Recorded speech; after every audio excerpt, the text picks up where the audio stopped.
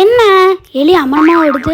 டேய் எல்லாமே உனக்கு தான்டா, எடுத்து சாப்பிடுறா. சரி நம்ம சாப்பிடுவோம். அஸ்வந்த், உங்க டியூஷன் மிஸ் என்னை பத்தி ஏதோ பேசினாங்கல்ல, என்ன சொன்னாங்க? அதான பார்த்தேன், புதுசா எல்லாமே வாங்கிட்டு வந்திருக்கேன்ட்டு. சொல்டா. உனக்கு கல்யாணம் ஆச்சான்னு கேட்டாங்க. நீ என்ன சொன்ன? இன்னும் ஆகலன்னு சொன்னேன். அப்பாடா.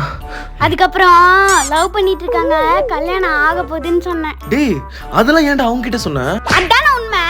உண்மைதான்டா, இருந்தாலும் இதெல்லாம் அவங்க கிட்ட போய் சொல்லிக்கிட்டு எப்ப பார்த்தாலும் ஏன் அவங்கள பத்தியே கேட்டுட்டு இருக்க? உங்ககிட்ட ஒரு உண்மையை சொல்றேன். சின்ன வயசுல எனக்கு ஒரு தங்கச்சி இருந்துச்சுடா, அவ திருவிழால தொலைஞ்சு போயிட்டா. இவங்களை பாக்குறப்பெல்லாம் எனக்கு அதே ஞாபகம். அதனாலதான் நான் வந்து இவங்களை கேட்டுட்டே இருக்கேன். அது எப்படி மாமா? சின்ன வயசுல தொலைஞ்சு போன ஒரு தங்கச்சி பெருசான எங்க டியூஷன் மிஸ் மாதிரி தான் இருப்பாங்கன்னு உனக்கு எப்படி தெரியும்? அது எப்படி சொல்றதுன்னா, உருட்டுனது போதும் அடங்குல.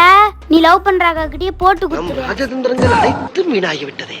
இன்னும் பயிற்சி வேண்டுமோ?